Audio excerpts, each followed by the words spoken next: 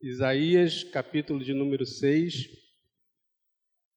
do verso 1 ao 8. No ano em que morreu o rei Uzias, eu vi o Senhor assentado sobre um alto e sublime trono, e o seu séquito enchia o templo. Os serafins estavam acima dele, cada um tinha 6 asas. Com 2 cobria o rosto, e com 2 cobriam os pés, e com 2 voavam. E proclamavam uns para os outros, dizendo: Santo, Santo, Santo é o Senhor dos exércitos, toda a terra está cheia da sua glória. Os umbrais das portas se moveram com a voz dos que clamava, e a casa se encheu de fumaça. Então disse eu: ai de mim que vou perecendo, porque eu sou um homem de lábios impuros, e habito no meio de um povo de impuros lábios. Os meus olhos viram o Rei, o Senhor dos exércitos. Mas um dos serafins voou para mim, trazendo na mão uma brasa viva, que tirara do altar com uma tenaz. E com ela tocou-me a boca e disse: eis que isto tocou os teus lábios, e a tua iniquidade foi tirada, e purificado o teu pecado. Depois disso, ouvi a voz do Senhor que dizia: a quem enviarei? E quem há de ir por nós? Então disse eu: eis-me aqui, envia-me a mim. Amém. Irmãos, por favor, podem tomar seus assentos. Queridos, é sabido por todos nós, diante dos fatos que estão acontecendo diante dos nossos olhos, que os dias que agora vivemos são os dias derradeiros da história, são os dias finais da história, são os últimos dias da igreja aqui sobre a terra. E se me perguntasse assim, como que você caracterizaria, qual palavra você definiria esses dias? Como que nós poderíamos definir essa época? Não é uma tarefa fácil fazer isso, e sim difícil, porque as coisas ainda estão acontecendo. Então, para você definir algo que acontece na história, um fato histórico, enquanto elas acontecem, pode ocorrer uma definição imprecisa, pode ocorrer uma definição que não corresponde, que futuramente se comprovará ser diferente. Mas eu posso afirmar com muita segurança, queridos, que uma palavra marca essa geração, uma palavra marca esses últimos dias. São dias de muita contradição, são dias contraditórios, são dias em que os fatos se contrapõem. Vejamos, por exemplo, o que acontece na sociedade. Só para começar, vivemos um tempo em que, com o avanço da tecnologia, a gente pode se comunicar com muita facilidade pelos mais variados meios. Mas também, ainda que haja esse avanço tecnológico, ainda que haja toda essa facilidade de comunicação, nunca houve tanto isolamento, tanta solidão nesses dias. É uma contradição desse tempo. São dias em que as riquezas são produzidas e nunca houve tanta disparidade entre pobres e ricos nesses últimos dias. É um tempo de contradição. E no tocante à igreja, qual é a contradição que marca esse tempo? Vivemos os últimos dias da igreja, vivemos os minutos que antecedem a volta de Jesus. E, no entanto, a igreja se comporta como esse fato não fosse acontecer. Por ser os últimos dias, por ser os últimos momentos, contraditoriamente, a igreja não está vivendo como se Jesus fosse voltar ainda hoje. Não buscamos mais. Vivemos um tempo de contradição. Não o desejamos mais. A volta de Jesus, o assunto volta de Jesus deveria nos trazer alegria, deveria nos deixar eufóricos, deveria nos fazermos entrar por essas portas dando glória a Deus sem que ninguém falasse nada, porque Jesus está às portas, e isso deveria nos alegrar. Olha que contradição nós vivemos, irmãos, igreja do Senhor, igreja brasileira. Olha que contradição nós estamos vivendo.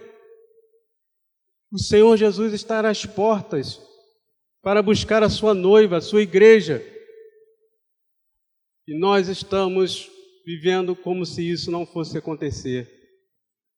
Por isso, a palavra que define esses dias, dentre tantas outras que poderíamos citar, pode ser contradição. É uma contradição isso que nós, agora vou falar especificamente para a igreja. A nossa fala aqui não tem por objetivo falar da sociedade. O que o Senhor quer é tratar da sua igreja, o que o Senhor quer é tratar do seu povo. O que o Senhor quer é que o seu povo se comporte da maneira que Ele quer que ele se comporte, esperando o Senhor Jesus voltar. Esperando ansiosamente pela volta do Senhor Jesus. Semelhantemente, queridos, aos dias de Isaías, o povo também vivia numa grande contradição. Uma grande contradição. Veja que no primeiro versículo, ele diz assim: no ano em que morreu o rei Uzias. Quando ele traz essa informação, ele está situando o leitor no tempo, né? Ele está dizendo ali, no ano em que morreu o rei Uzias, ele está dando uma informação de um período, ele está situando o leitor no tempo e na história. Eu fiquei pensando, por que ele citou isso? Por que ele falou, no ano em que morreu o rei Uzias? Ele poderia ter dito o ano, mas ele citou um fato político, citou um fato histórico, porque a morte de um rei é um fato político, muda a história daquele reino, daquele país, outro rei estaria assumindo depois dele. É um fato histórico e é um fato também que marca o tempo. Eu fiquei pensando, o que aconteceu nesse ano? Como estava o povo nesse período? O povo estava conforme nós estamos vivendo hoje. O contexto estava conforme nós estamos descrevendo nesse momento. Numa grande contradição. Uzias, querido, o nome Uzias o significado do nome Uzias é: o Senhor é a minha força.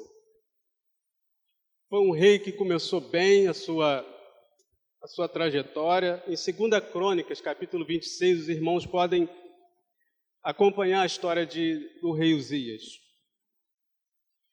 Fez muitas realizações,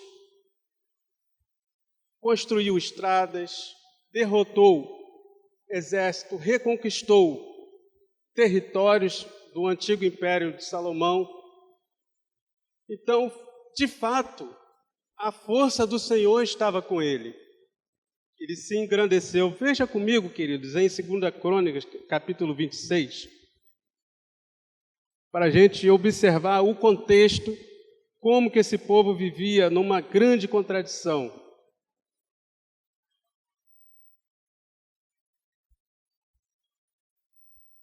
Aqui ele vai narrar o início da ascensão desse rei. Então todo o povo tomou a Uzias, que era de idade de 16 anos, e o fez rei em lugar de Amazias, seu pai. Aí começam os feitos dele. Este edificou a Elate e a restituiu a Judá, depois que o rei adormeceu com seus pais. Era Uzias de 16 anos quando começou a reinar, e 55 anos reinou em Jerusalém, e era o nome de sua mãe Jecolias de Jerusalém.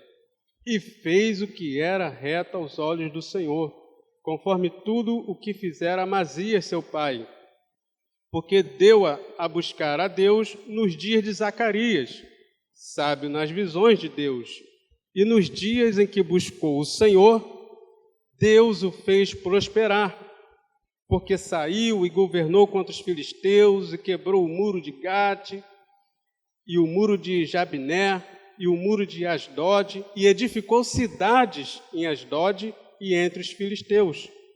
E Deus o ajudou contra os filisteus e contra os arábios que habitavam em Gur-Baal e contra os meunitas. E os amonitas deram presentes a Uzias, e o seu renome foi espalhado até a entrada do Egito, porque se fortificou altamente. Também Uzias edificou torres em Jerusalém, a porta da esquina, a porta do vale e aos ângulos, e as fortificou. Também edificou torre no deserto e cavou muitos poços, porque tinha muito gado, tanto nos vales quanto nas campinas, lavradores e vinhateiros, nos montes e nos campos férteis, porque era amigo da agricultura. E aqui ele vai narrando, irmãos, todos os feitos, a grandeza que esse rei vivia, e isso nos faz ver que era um povo, que era um momento de grande prosperidade material. Grande prosperidade material. Para você ter uma ideia, em Amós, capítulo 3, versículo 15, Amós foi contemporâneo de Isaías.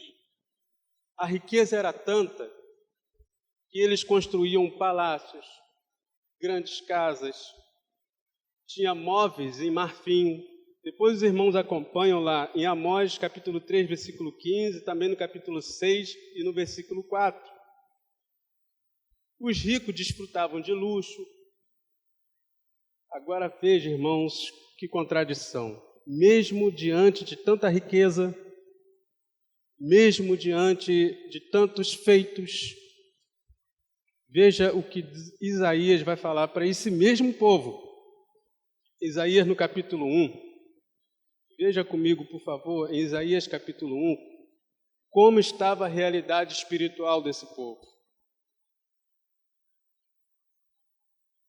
Olha que contradição. A visão de Isaías, filho de Amós, a qual ele viu a respeito de Judá e Jerusalém nos dias de Uzias, Jotão, Acais e Ezequias, reis de Judá. Ouvi, ó céus, e presta ouvidos, tu, ó terra, porque fala o Senhor, criei filhos e exalcei-os, mas eles prevaricaram contra mim. O boi conhece o seu possuidor, e o jumento a manjedoura do seu dono, mas Israel não tem conhecimento, o meu povo não entende. Ai da nação pecadora, do povo carregado da iniquidade, da semente de malignos, dos filhos corruptores. Deixaram o Senhor, blasfemaram do Santo de Israel, voltaram para trás. Porque seríeis ainda castigados, se mais vos rebelaríeis. Toda a cabeça está enferma e todo o coração fraco. Desde a planta do pé até a cabeça, não há nele coisa sã, senão feridas, senão inchaços, chagas podres, não espremidas, nem ligadas, nem nenhuma delas amolecida com óleo. Veja o estado espiritual do povo. Veja que contradição vivia esse povo. Se no campo material estavam indo muito bem, aparentemente, com conquistas, com riquezas, com territórios sendo conquistados, com um rei poderoso, com um reino poderoso. Nesse tempo era um tempo de paz. Judá não estava sendo assolado por povos vizinhos. Mas, no entanto, a realidade espiritual desse povo era de extrema decadência. Era de fraqueza, era de adoecimento. Por isso, queridos, uma coisa o Senhor nos faz refletir nessa noite. Ainda que haja abundância material, ainda que haja riqueza material, ainda que haja poderio humano, poderio físico, nada disso significa que Deus está satisfeito com esse povo. Nada disso significa que Deus está operando no meio desse povo. Isso sinaliza para nós, Igreja do Senhor do século 21, Igreja do Senhor dos últimos dias. Ainda que tenhamos templos suntuosos, ainda que tenhamos megas ações, ainda que tenhamos pessoas de renome, famosas, ainda assim, podemos ser esse tipo de igreja, de organização, ainda assim está vazio, ainda assim está enfermo, ainda assim está carente de passar por um avivamento, ainda assim está-se carente de passar por uma experiência com o Senhor. Era exatamente isso que estava acontecendo aqui. O povo estava indo bem, conquistas, vitórias, mas espiritualmente estavam falidos, espiritualmente estavam mancos, estavam se arrastando, capengando ao longo pela terra, sendo pisoteados pelo diabo. Shows, festas, luzes, paredes pretas, não significa que somos uma igreja do Senhor verdadeira. O que significa que sejamos uma igreja verdadeira do Senhor é o que nós vamos ver daqui já já. É uma igreja que se ajoelha aos pés do Senhor Jesus. Não é templo suntuoso, não é mega eventos, não é gente famosa. Aliás, a única pessoa famosa que tem que estar em nosso meio é o Senhor Jesus Cristo. A única pessoa que tem que sobressair em nosso meio é o Senhor Jesus Cristo. O único evento que tem que sobressair no nosso meio é a operação do Espírito Santo. Aleluia! Glória a Deus! Glória a Deus!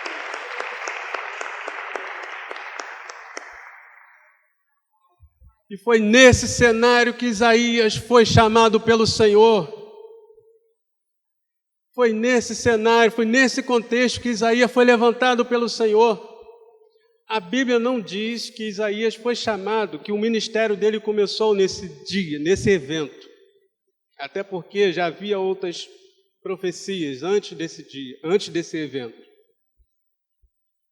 Pode ser que ele já vinha vendo, já estava manifestando ali, já estava exercendo o seu ministério. Normal, o mundo espiritual caótico, materialmente bem, espiritualmente mal, mas chega um momento que Deus separa Isaías e fala: Isaías, vem cá que eu agora vou fazer algo diferente na sua vida e através de você eu vou fazer algo diferente no meio do meu povo. Queridos, nesses últimos dias, o Senhor está chamando uma igreja para levantar-se como uma voz profética, irmãos.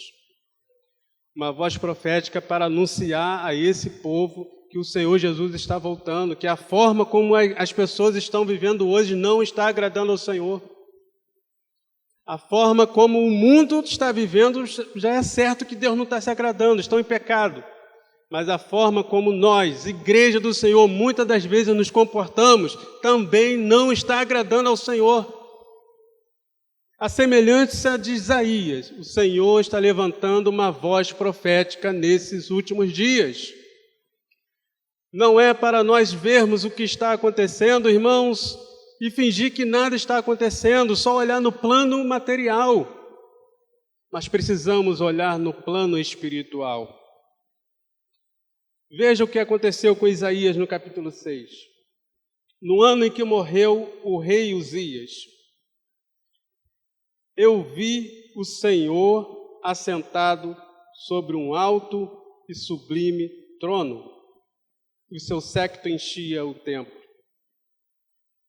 Veja bem, queridos, conforme nós falamos, no ano em que morreu o rei Uzias, no meio do caos espiritual, no meio da decadência, no meio da imoralidade, no meio de um povo iníquo, ele vai falar mais aqui à frente, Deus levanta uma voz profética. Ainda que o mundo à nossa volta, querido, esteja em franca decadência, ainda que o mundo à nossa volta esteja a passos largos para o inferno, Deus está levantando uma voz profética, e você é essa voz profética que está aqui nessa noite, e você é essa voz profética que o Senhor quer levantar. Ainda que o mundo à sua volta, ainda que tudo à sua volta esteja em decadência, é o que aconteceu com Isaías. E o que aconteceu nessa visão? Eu vi o Senhor assentado sobre um alto e sublime trono. Veja que interessante, amados. Essa visão de Isaías ocorreu na transição de um governo, certo? No ano em que morreu o rei Uzias. Não nos é dito aqui qual foi o tempo que o trono ficou vago, mas ficou. Houve uma vacância de alguns dias, talvez, do sepultamento até a celebração da confirmação do outro rei. E Isaías viu um Senhor assentado sobre um alto e sublime trono. O que isso comunicou para o povo e comunica para nós nessa noite? Eu vi o Senhor assentado sobre um alto trono. Naquele momento, o trono poderia estar vazio, estava naquele momento de transição. E Isaías viu o Senhor assentado sobre um trono que nunca estará vazio. Isaías viu o Senhor assentado sobre um trono que jamais estará vazio. Um alto e sublime trono, um trono acima de todos os tronos. Isso quer dizer que o Senhor é o Senhor dos reis, o Rei dos reis, o Senhor dos senhores, o que está acima de todos os governos, o que está acima de todos os poderosos. Um alto e sublime trono. Não existe trono que se assemelhe ao dele. Não existe trono que se equipare ao dele. Isaías viu o Senhor soberano. Senhor acima de tudo, acima de todos. Veja que a mudança na vida de Isaías e a mudança que Deus faria no povo, que Deus fez, que Deus queria fazer na vida do povo, começa, irmãos, veja bem, começa com a contemplação do Senhor da maneira que Ele é, grande, poderoso, acima de tudo, acima de todos, Rei dos reis, Senhor dos senhores. É esse Deus que você está vendo? É esse o Senhor que nós estamos vendo? Ou nós estamos vendo os poderosos desse mundo? Ou nós estamos vendo o Senhor, a luz, a maneira que nós vemos os governos desse mundo, homens falhos, governos fracos? Mas o Senhor que nós devemos ver é o Senhor dos senhores. É aquele que diz, operando eu, nada pode impedir. Operando eu, nada pode impedir. Operando o Senhor, nada pode impedir. Qual é a dificuldade que está se levantando sobre a sua vida? Qual é a dificuldade que está se levantando sobre a igreja? Nada pode impedir o Senhor de operar. Nada pode impedir o Senhor de fazer uma igreja vitoriosa. Nada pode impedir, sabe por quê? Ele está assentado sobre um alto e sublime trono. Nada pode deter o seu poder, Ele está acima de tudo, acima de todos. Acima de todas as dificuldades, acima de todas as barreiras, acima de todas as limitações. O inimigo, ele é sujo, ele é astuto, ele tenta amedrontar o povo de Deus, ele tenta intimidar. Ele fez isso na reconstrução do muro, enviou lá os samaritanos para criar intrigas, amedrontar, ameaçar. Mas nós estamos diante do Senhor, assentado sobre um alto e sublime trono. Nesse trono nunca há vacância. O Senhor dos senhores, o Rei dos reis, está assentado sobre esse trono eternamente. Glória seja dada ao nome do Senhor. É esse o Senhor que nós temos que contemplar nesses últimos dias. Igreja do Senhor Jesus, nesses últimos dias, vamos contemplar o Senhor. Elevo meus olhos para o monte, de onde me virá o socorro? O meu socorro vem do Senhor, que fez os céus e a terra. É o Senhor dos senhores, Senhor de tudo e de todos. Por isso, um comportamento que a igreja precisa ter nesses últimos dias é contemplar o Senhor assentado sobre tudo, o Senhor soberano, o Senhor todo-poderoso. Lembre das aulas que nosso pastor Júlio tem trazido nesses dias sobre os atributos de Deus. Ele é soberano, Ele é todo-poderoso, Ele é onipresente, onipotente, Ele é santo. É esse o Senhor que nós temos que contemplar nesses últimos dias. Os serafins voavam acima dele, cada um tinha 6 asas, e com 2 cobriam o rosto, e com 2 cobriam os pés, e com 2 voavam. E clamavam uns para os outros, dizendo: Santo, Santo, Santo é o Senhor dos exércitos, toda a terra está cheia da sua glória. Uma outra comportamento que a igreja precisa ter nesses últimos dias, e que Isaías teve. Ele viu o Senhor da maneira que Ele é, santo. Ele não viu o Senhor da maneira que nós queremos ver. Muitas das vezes nós queremos adequar o Senhor à nossa vontade. Isso aqui pode. Isso aqui foi pecado no passado, agora não é. Temos que contemplar o Senhor da maneira que Ele é santo.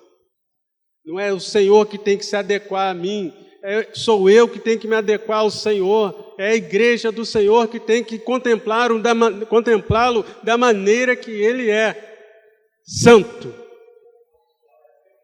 O que é que isso comunica para nós nesses dias, irmãos? Que o Senhor não tolera pecado. O Senhor não convive com a hipocrisia, o Senhor não convive com a falsidade. Temos que contemplar o Senhor da maneira que Ele é, santo. Santo, santo é o Senhor dos exércitos. Sabe por quê, irmãos? Às vezes nós temos dificuldades de viver uma experiência mais profunda com o Senhor. Sabe por quê? A igreja desses últimos dias tem tido dificuldade de ter experiências profundas com o Senhor, de passar por um avivamento, de passar por uma experiência de intimidade com o Senhor? Porque nós não estamos enxergando e nos relacionando com um Deus santo, santo e santo. Nós estamos adequando o Senhor à nossa realidade. Nós estamos adequando a natureza de Deus, um atributo incomunicável de Deus, à nossa realidade. Eu posso ir para a igreja assim mesmo, o que tem? Eu posso continuar assim mesmo. Qual é o problema? Posso continuar falando o que eu falo, qual é o problema? Posso continuar tendo mais conversações, qual é o problema? Posso continuar assistindo o que eu assisto, qual é o problema? Estamos esquecendo que estamos diante de um Deus santo. Isaías contemplou o Senhor da maneira que Ele é, contemplou a sua santidade. Será que nós estamos contemplando o Senhor na sua santidade? Será que nós estamos compreendendo que nós estamos diante de um Deus santo? Se nós tivermos essa compreensão, igreja, que nós estamos diante de um Deus santo, nós vamos ter exatamente a reação que Isaías teve no versículo 5. Veja, ao contemplar a santidade do Senhor, qual foi a reação de Isaías? E qual deve ser a nossa reação nesses últimos dias? Versículo 5. E disse eu, ai de mim, que vou perecendo. Primeira coisa que nós devemos fazer, queridos, ao contemplar a santidade do Senhor, reconhecer os nossos pecados, reconhecer que somos pecadores, reconhecer que somos pessoas que afrontam o Senhor, reconhecer que com nossos atos nós somos inimigos de Deus, reconhecer que a nossa prática pecaminosa, a nossa vida de prática de pecado, nos torna inimigos de Deus. E disse ele, ai de mim que vou perecendo. Muitas das vezes, amados, nós, igreja do Senhor, nesses últimos dias, tem deixado de reconhecer os seus pecados. Estamos vivendo como se vivêssemos, como se nada tivesse acontecendo. Como se nada tivesse acontecendo, como se pecar fosse normal. Pecar na vida do servo de Deus não é normal, querido. Viver na prática do pecado não é normal. Não é. Normal é ter uma vida de arrependimento. Ai de mim que vou perecendo, ai de mim que vou desfalecendo, ai de mim que vou desmoronando. Será que nós estamos desfalecendo diante da presença do Senhor? Estamos, de fato, desmoronando na presença do Senhor? Ao contemplar a santidade do Senhor, será que nós, de fato, estamos se derretendo, se derramando, desfalecendo na presença dEle? Ou estamos cheios de si? Não, está tudo bem, está tudo normal. Me lembrei de uma experiência que passamos no Projeto Amor, na última saída que eu participei, em que conversávamos com um morador de rua, e ele começou a puxar assunto, falar de outras pessoas. Aí o Senhor nos deu o direcionamento de perguntar a ele, sim, as outras pessoas viveram isso aí que você está falando, mas e você? Como é que você está diante de Deus? Como é que está a sua situação diante de Deus? Está tudo bem. Os meninos até brincaram e riram. Estou maravilhosamente bem, está tudo normal. Então, querido, ele estava completamente cego, não estava conseguindo enxergar a sua situação de pecado, não estava conseguindo enxergar o seu estado pecaminoso diante do Senhor. Quando nós nos defrontamos com a santidade de Deus, nós nos deparamos com o nosso estado de pecaminosidade, nós nos deparamos com a nossa natureza decaída, nós nos deparamos com a nossa situação de extrema falência espiritual diante de Deus. Querido, muitas das vezes a gente não tem essa consciência de falência, muitas das vezes a gente não tem essa consciência de pecaminosidade, esse estado degradante que a nossa natureza nos impõe, porque nós não estamos contemplando a santidade do Senhor. E o Senhor, nesses últimos dias, requer que a sua igreja o contemple da maneira que Ele é, santo. Porque quando nós contemplamos a santidade do Senhor, nós visualizamos, nós nos vemos como nós verdadeiramente somos, pecadores, irmãos. Mas veja o que aconteceu aqui. Ai de mim que vou perecendo, porque eu sou um homem de lábios impuros. Não basta apenas constatar seu estado de pecaminosidade. Não basta apenas reconhecer. Precisa haver confissão de pecados. Veja que a experiência que Isaías teve com Deus começou com ele contemplando o Senhor, ou seja, ter uma compreensão de fato de quem é o Senhor, que você está diante dele. Muitas das vezes a visão turva que a gente tem do Senhor pode nos levar ao erro, pode nos levar a outros senhores. Por isso é importante a gente ter uma visão clara de quem nós estamos servindo. Uma visão real de quem nós estamos servindo. Que toda escama possa cair dos nossos olhos nessa noite, em nome de Jesus, irmãos.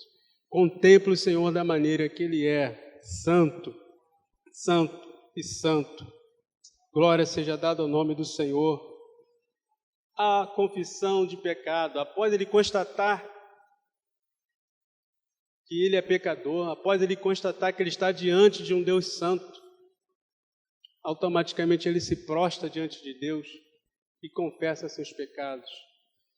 Igreja do Senhor, nesses últimos dias, se você quer passar por uma experiência com Deus, se você quer passar por um avivamento, e é urgente que a igreja dos últimos dias esteja avivada. Não é conselho, irmãos, é uma ordem do Senhor para os nossos dias. Ordem imperativa, que vivamos uma vida avivada, que vivamos uma vida de intimidade com Deus. E para isso acontecer, querido, é preciso nós reconhecermos o nosso estado de pecado. Além disso, confessarmos os nossos pecados diante do Senhor. E a igreja tem pecado, inclusive nisso. Entra culto, sai culto, faz evento, faz festa, faz tudo, cerimônias. E não há confissão de pecados. Pelo contrário, em muitos casos, irmãos, a gente, infelizmente, tem conhecimento, a gente conversa com pessoas, em muitos casos, há até anuência com o pecado, vista grossa com o pecado. Por causa de política, por causa de dinheiro, para não perder, enfim.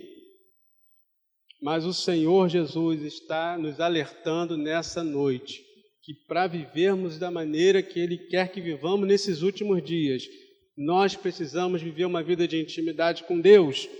E para isso, precisamos reconhecer os nossos pecados e confessar os nossos pecados, irmãos. Que haja confissão de pecados diariamente nas nossas vidas. Que haja confissão, que haja derramamento diante do Senhor. Que haja entrega diante do Senhor.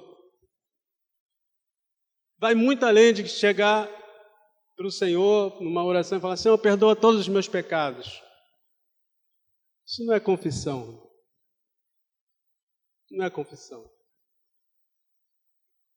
Confissão é você se derramar diante do Senhor. Senhor, me perdoa, Senhor. Eu sou assim, eu sou assado. Eu sou isso, eu faço aquilo, eu faço isso, eu faço aquilo. O Senhor me liberta disso, eu quero ser liberto disso. Em nome de Jesus. A palavra do Senhor diz que se nós confessarmos os nossos pecados, Ele é fiel e justo para nos perdoar os nossos pecados, irmãos.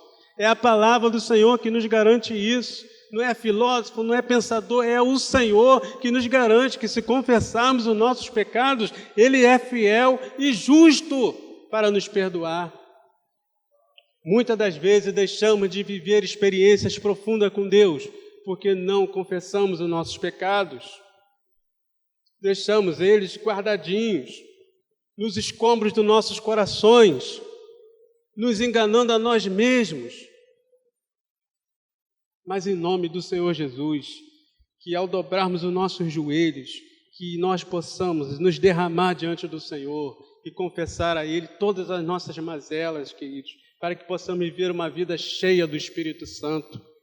A igreja que estiver, o povo que estiver, o discípulo que estiver vazio nesses dias, não vai suportar. Se não estiver cheio do Espírito Santo, vai sucumbir, irmãos. É notícia ruim atrás de notícia ruim, é barreira espiritual. Sabe o que o diabo está fazendo nesses últimos dias? Não é agora não começou agora não. Já de algumas décadas. Antes, ele tirava as pessoas do caminho, não é verdade? Desviava, levava para o mundão. Agora, nas últimas décadas, ele teve uma ideia que para ele está tranquilo. Ele não está mais tirando as pessoas do caminho. Ele está tirando as pessoas mantendo as pessoas dentro do caminho desviadas.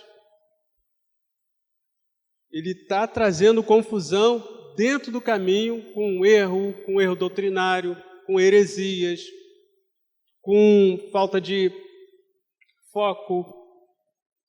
Qual é o foco que eu digo? Foco é no Senhor, foco é na volta do Senhor Jesus. Mas muitas das vezes o nosso foco, e agora eu falo como igreja, como um todo, é se comportar como se fôssemos uma empresa. Então vamos ter departamento de marketing, vamos usar as estratégias que o mundo usa, vamos criar mecanismos para que mais pessoas possam chegar. Amém, irmãos? Deus amou o mundo de tal maneira, Ele quer que o maior número de pessoas, Ele quer que a humanidade sejam salvas. Deus não quer que ninguém se perca. E por isso nós devemos pregar o Evangelho dia após dia, a tempo e a fora de tempo, porque Deus não quer que ninguém se perca. Ele amou o mundo, não amou um povinho, um pouquinho de gente, não, um pouquinho de escolhidos, não. Ele amou o mundo, a totalidade da humanidade. Ele quer que a totalidade da humanidade seja salva. Mas salva e caminhando da maneira que Ele deseja, bíblica, dentro da palavra, como verdadeiro discípulo do Senhor. E muitas das vezes o inimigo tem feito isso, não está mais tirando do caminho, mas está dentro do caminho desviando as pessoas, dentro do caminho trazendo confusão, trazendo distração. Então que nós possamos, igreja, nesses últimos dias viver da maneira que o Senhor quer que vivamos, em santidade, com confissão, em arrependimento. Ainda no versículo 5 ele vai dizer, ele continua na confissão dele: habito no meio de um povo de impuros lábios. Os meus olhos viram o Rei, o Senhor dos Exércitos. No versículo 6 vai dizer que mais um dos serafins voou para mim, trazendo na mão uma brasa viva, que tirara do altar com uma tenaz, e com ela tocou a minha boca, dizendo: eis que isto tocou os seus lábios, e a tua iniquidade foi tirada, purificado foi o teu pecado. Veja que ele tirou, queridos, uma brasa viva do altar com uma tenaz. Altar nos fala de quê, irmãos? Nos lembra de sacrifício. Sacrifício nos lembra de expiação. Sacrifício e expiação nos leva a Jesus. O Senhor Jesus na cruz do Calvário, querido, expiou, morreu em nosso lugar, e na sua morte, querido, nós fomos purificados, assim como aconteceu com Isaías, que o anjo tocou nos seus lábios e purificou os seus lábios após a sua confissão, após o seu reconhecimento. Voltando, após a confissão, após o reconhecimento, houve a purificação. O Senhor Jesus na cruz do Calvário, querido, garantiu para você e para mim purificação dos nossos pecados.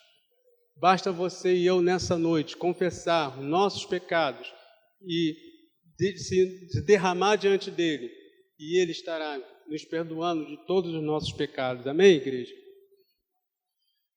Depois desse processo todo, irmãos, é que Isaías esteve pronto para fazer a obra do Senhor. O Senhor pergunta para ele: a quem enviarei? Quem há de ir por nós? E ele responde: eis-me aqui, envia-me a mim. O Senhor está levantando nessa noite, o Senhor está levantando nesses dias uma igreja com uma voz profética para proclamar para esse mundo que o Senhor Jesus está voltando, que nós possamos responder a essa pergunta: a quem enviarei? A quem há de ir por nós? Que eu e você possamos dizer: Senhor, eis-me aqui, envia-me a mim. Uma igreja avivada, uma igreja cheia do Espírito Santo, uma igreja que anda em intimidade com o Senhor, ela deve estar disponível para a obra do Senhor. Mas essa disponibilidade, irmão, não pode vir sem antes passar por esse processo que nós descrevemos aqui.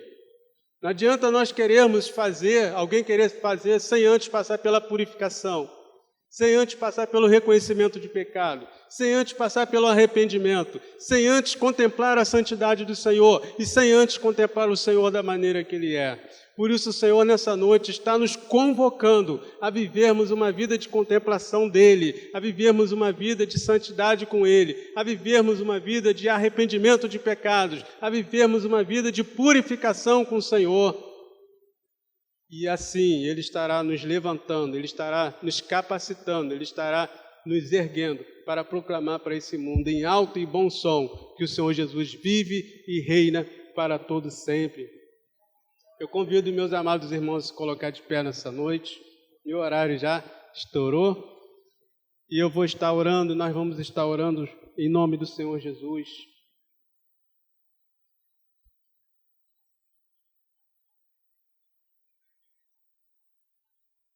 Pai bendito, Pai amado, nós queremos, ó Deus, te agradecer, Senhor, por essa rica oportunidade que o Senhor nos concede nessa noite, ó Pai, de sermos confrontados pela Tua palavra, Senhor, de nos colocarmos diante do Senhor, meu Pai, e contemplarmos o Senhor na Sua santidade, ó Deus.